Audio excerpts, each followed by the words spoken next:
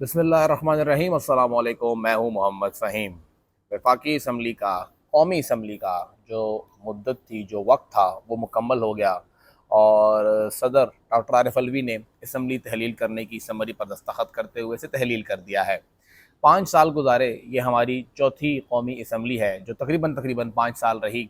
चंद दिन कबल उसको तहलील कर दिया गया। इस तरह पहले भी हुआ, लेकिन इन चारों असम्बलियों के अंदर अगर देखा जाए तो जो जमहूरियत की पटड़ी थी वो बेसिकली 3 असम्बलियों पर थी। एक पीपल्स पार्टी की, दूसरी नून लीग की और तीसरी तहरीक इंसाफ और पीडीएम की मुश्तरका। हमने इन तीनों असम्बलियों के अंदर एक ये चीज़ देखी और इन तीनों के अंदर ये सामने भी आया कि कोई भी वज़ीर आज़म अपनी मुद्दत मुकम्मल नहीं कर सका। गो के पिछली दोनों असम्बलियों के अंदर हुकूमत पीपल्स पार्टी और नून लीग की ही रही, लेकिन इस बार पहली मरतबा एक वज़ीर आज़म को ऐवान से निकाला गया, ऐवान के अंदर हुकूमत उनकी ख़त्म की गई। लेकिन अगर देखा जाए तो इन 5 सालों के अंदर जो सबसे बड़ा एक आप कह सकते हैं हमें नुकसान हुआ या एक सेटबैक आया, वो ये आया कि जो इदारे किसी न किसी हद तक अपने कामों के अंदर महदूद हो गए थे। ख़ुसूसन 2008 से 2017 के दरमियान पीपल्स पार्टी और नून लीग ने काफ़ी हद तक एक बेहतरीन काविश की, एक बेहतरीन कोशिश की और उनको लिमिट किया था। इमरान खान साहब की सूरत में उन्हें दोबारा स्पेस मिला और वो दोबारा से आ गए और तमाम इदारों पर काबिज़ हो गए। इस्टेब्लिशमेंट जो कि लिमिटेड हो गई थी, इन्होंने घरों से रिटायर्ड जनरलों को निकाल निकाल के मुख्तलिफ़ इदारों में लगाया। और नवाज़ शरीफ का वो सवाल, मुझे क्यों निकाला, वो हर किसी को लगता था कि शायद वो ये गिला कर रहे हैं कि मुझे निकाला है, लेकिन उसका इनडायरेक्ट मतलब यही था कि मैंने तो इस्टेब्लिशमेंट की हर एक बात मान ली थी, तो फिर मुझे क्यों निकाला। लेकिन दर हकीकत उन्होंने हर बात नहीं मानी थी, कम से कम वो लेटे हुए नहीं थे। उन्हें एक ऐसा बंदा चाहिए था जो कि उनके सामने खड़ा ही ना हो सके और ना कुछ कहे। इमरान खान साहब आए और वो तस्लीम करते हैं कि मेरी हुकूमत के अंदर तमाम फ़ैसले बाजवा साहब लेते थे। फिर मतलब वही था कि उनको ऐसा ही वज़ीर आज़म चाहिए था जो कि सिर्फ़ उनके सामने नज़र आए कि वज़ीर आज़म है, बाकी फ़ैसले वही करें, और वही हुआ। 3.5 साल ये सब कुछ चला और किसी न किसी लम्हे पे जाके इमरान खान को भी वही सब कुछ रियलाइज़ हुआ जो कि नवाज़ शरीफ को अपने दौर में रियलाइज़ होता कि अब मैं वज़ीर आज़म हूँ तो मुझे भी कुछ करना है, ये फ़ैसले मुझे लेने हैं, मुझे इख्तियार मिलना चाहिए। जो इख्तियार इस्टेब्लिशमेंट देने को तैयार नहीं थी और उन्हें फिर घर भेज दिया गया। लेकिन अफसोसनाक पहलू ये है कि जब बिलावल भुट्टो ज़रदारी इनको सेलेक्टेड वज़ीर आज़म कहते थे या नून लीग कहती थी कि ये तो आरटीएस बिठा के लाई गई हुकूमत है, ये तो नहीं चलेगी, या मौलाना फजल रहमान साहब कहते थे कि पीटीआई की हुकूमत तो आई ही इसी तरह से है, बैसाखियों पर खड़ी हुकूमत है, ये खुद ही गिर जाएगी। तो मसला ये है कि दोबारा इन्होंने ख़ुद को पेश किया कि हम भी आपके लिए तैयार हैं, हम भी यहाँ लेटने को तैयार हैं। एक स्याह दिन के तौर पे है कि जब आपका वज़ीर आज़म ये कहता है कि जी मुझे कहा जाता है कि ये इस्टेब्लिशमेंट का आदमी है और मुझे इससे फ़र्क नहीं पड़ता। क्यों कहा जाता है भई? आपको क्यों ये लगता है कि अगर अगला बंदा आपको कहे कि आप इस्टेब्लिशमेंट के आदमी हैं तो आपको फ़र्क ना पड़े? हमें फ़र्क पड़ता है बतौर कौम कि हमारा वज़ीर आज़म वो ख़ुद साबित कर रहा है कि वो एक कठपुतली है। अगर मुल्क में एक पुल भी बनता है, अगर एक किसान के पास एक ट्यूबवेल भी लगता है किसी ज़रई अराज़ी के ऊपर, तो कहा जाता है कि जी तो आर्मी चीफ़ ने किया, तो फिर आप यहाँ किस लिए बैठे हैं? आपका यहाँ पे क्या काम है? हमारे यहाँ जमहूरी क़ुव्वतों का सबसे बड़ा मसला ये रहा है कि वो एस्टेब्लिशमेंट के सामने हर बार कोशिश करते हैं कि अगला बंदा आपके सामने खड़ा हुआ है तो आपके सामने बैठ जाऊँगा, अगर वो बैठा हुआ है तो मैं लेट जाऊँगा, अगर वो लेटा हुआ है तो मैं आपके सामने इस तरह लुढ़कता चला जाऊँगा, जिस तरह आप कहेंगे मैं उससे बढ़ के आपके सामने तैयार हूँ। तो इस मुल्क के अंदर जो ये जमहूरियत की बिसात हर बार इसी तरह टेक्निकल तरीके से अब लपेटी जा रही है। पहले तो जो जमहूरियत की बिसात लपेटी जाती थी तो आमिर आया करते थे, अब वज़ीर आज़म को घर भेजा जाता है, तो उसकी बड़ी वजह यही जमहूरी क़ुव्वतें हैं कि ये हर बार जाके वहाँ पे ख़ुद को हाज़िर कर देती हैं। और कोई बईद नहीं है कि अब जब पीडीएम के 16 महीने ख़त्म हो गए हैं तो कल कोई और हुकूमत अगर आती है तो वो इनसे बढ़कर उनके सामने लेटी हुई होगी।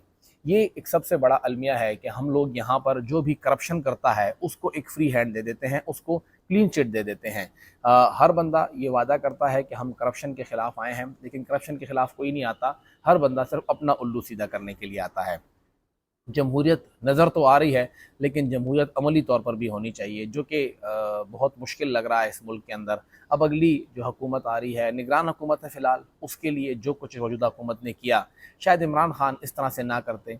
किसी न किसी हद तक वो रजिस्ट करते, क्योंकि वो 3 साढ़े 3 साल तक अपनी वज़ारत उज़्मा गुजार चुके थे, उनकी पोजीशन मुख्तलिफ थी। लेकिन पीडीएम दोबारा اسپیشلی نون لیگ دوبارہ آنے کی کوشش کر رہی ہے، اور انہیں بھی یہ لگتا ہے کہ وہ ووٹ کی طاقت سے نہیں آ سکتے، آنا ہے تو انہیں اسٹیبلشمنٹ کی طاقت سے ہی آنا ہوگا، اسی لیے وہ ان کو نواز رہے ہیں۔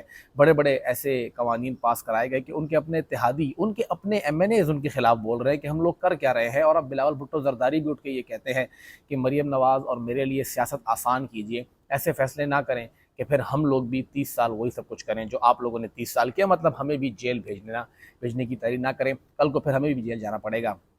یہ جو آخری اسمبلی کا اجلاس تھا، بلاول بھٹو کی زرداری کی سپیچ نے واضح کر دیا ہے کہ انہیں بھی نظر آ رہا ہے کہ آج اگر عمران خان جیل میں ہے تو بلاول اور مریم بھی بہت جلد دوبارہ جیل جا سکتے ہیں۔ شاید خاقان عباسی صاحب کہتے ہیں کہ جی یہ اچھا ہے، مکمل ہو گئی اور ہم ڈلیور کرنے میں ناکام ہو گئے، ہمارے ہاں کوئی پرفارمنس آڈٹ نہیں ہوتا، بس آپ نے 5 سال گزار دیے چلے گئے، اب اگلے 5 سال کے لیے پھر ووٹ مانگیں گے۔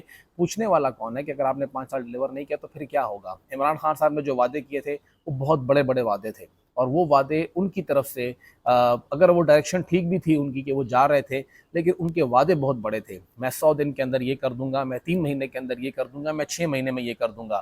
یا تو شاید ان کو اس نظام کا پتہ تھا ہی نہیں، صرف دعویٰ کر رہے تھے، یا پھر وہ لوگوں کو بیوقوف بنا رہے تھے، یہی دو راستے بنتے ہیں۔ وہ ان کا کوئی بھی وعدہ ایسا تھا ہی نہیں کہ وہ ودن 6 منتھس یا ودن 3 منتھس مکمل ہوتا۔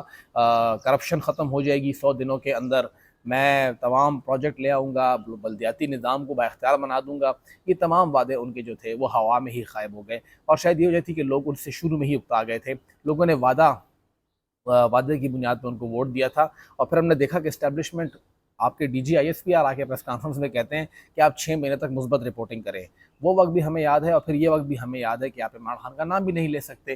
تو یہاں پہ اس ملک کے اندر جہاں سے ڈوریاں ہلتی ہیں ان سے کوئی سوال کرنے والا نہیں ہے، اور نہ کوئی بھی سوال کرے گا، لیکن مسئلہ یہ ہے کہ ہماری جمہوری طاقتیں جو ہیں وہ اس کے اندر خود اپنی ڈوریاں پریزنٹ کرتی ہے کہ آئیں جی ہماری ڈوریاں آپ ہلائیں، ہم آپ کے لیے تیار ہیں۔ اگر اگلا بندہ آپ کے لیے آپ کی بات کے اوپر 2 بار یس سر کہتا ہے تو میں 20 دفعہ یس سر کہوں گا۔ اگلا بندہ یہ کہتا ہے کہ جی مجھے جنرل باجوہ بڑا اچھا آدمی ہے اور مجھے اس کی فل سپورٹ حاصل ہے، تو میں یہ کہوں گا کہ جی جو عاصم منیر صاحب ہے وہ باجوہ صاحب سے 10 گنا اور بھی اچھے ہیں، وہ تو حافظ صاحب بھی ہیں، قرآن کی تلاوت بھی کر لیتے ہیں، اور ساتھ ہی سڑکیں بھی وہ بنا رہے ہیں، پل بھی وہ بنا رہے ہیں۔ تو آپ ایک حد تک جائیں، جس طرح کل کو باجوہ صاحب کی تعریف کرنے کے بعد سارے کلپ نکال کے چلائے عمران خان صاحب کے خلاف کہ دیکھیں جی آپ تو یہ کہتے تھے، کل تو کوئی ایسا نہ ہو کہ شہباز شریف صاحب کے خلاف بھی یہی کلپ تمام لوگ نکال کے دکھائیں کہ جی عاصم منیر صاحب کے بارے میں تو آپ یہ سب کچھ کہہ رہے تھے۔ تو آپ محبت میں بھی اس حد تک جائیں کہ کل کو آپ کے پاس واپسی کا راستہ ہو، اور نفرت میں بھی اس حد تک جائیں کہ آپ کے پاس واپسی کا راستہ ہو۔ اختلاف رکھیں، اختلاف رائے رکھیں، اپنے لیے اپنے گول سیٹ کیجئے، لیکن کسی کے لیے اس حد تک نہ جائیں کہ پھر آپ کو وہاں پہ اس کی بھی تضحیق ہو اور ملک اور قوم کی بھی تضحیق ہو۔ یہ جو سیفر کا معاملہ ہے، صحیح ہے یا غلط ہے، ابھی تک ہمارے کسی بھی قومی ادارے نے اس کے اوپر کوئی انکوائری کرنے کی کوشش نہیں کی۔ سپریم کورٹ بھی خاموش ہے، اور حکومت بھی کہہ رہی ہے کہ جی آپ اس پہ انکوائری کریں۔ کب ہوگی انکوائری؟ کون کرے گا انکوائری؟ میں بطور پاکستانی شہری، ہم تقریباً 24-25 کروڑ لوگ یہاں پہ موجود ہیں، ہمیں کون بتائے گا کہ اس میں صحیح کیا ہے اور غلط کیا ہے؟ یہی ادارے تحقیقات کریں گے، لیکن وہ ادارے اس کے اوپر کام ہی نہیں کر رہے۔ تو ہمارے ان تمام سسٹمز کے اندر جو ایک کھوکھلا پن ہے، جو بھی حکومت آئے گی کم سے کم ان کا وعدہ، ان کا نعرہ، ان کا منشور تھوڑا ریئلسٹک ہونا چاہیے کہ یہ ملک جلدی ٹھیک ہونے والا نہیں ہے۔ مجھے آپ پورے 5 سال دیں یا 10 سال دیں، 10 سال کا ٹینیور دیں، 2 ٹینیور دیں، تب آپ کو تبدیلی محسوس ہوگی۔ لیکن حل یہی ہے کہ ان تمام سیاسی جماعتوں کو تھوڑا پنڈی سے دور ہونا پڑے گا، نہ کہ پنڈی کے سامنے لیٹ جائے۔ اور یہ بھی حقیقت ہے کہ جتنا پنڈی کو 2008 سے 2017 تک محدود کیا گیا تھا اپنے کام کی طرف، کہ آپ اپنا کام سے کام رکھیے، زیادہ آگے نہ آئیں، اس 2017 سے 2023 تک وہ اس سے 4 گنا زیادہ آگے آ گئے ہیں، 4 گنا زیادہ اداروں میں ان کو انفلوئنس ہو گئی ہے، اور اب سارا کنٹرول تو انہی کے پاس ہے، بالکل ویسا ہی جیسے کہ مشرف دور میں تھا۔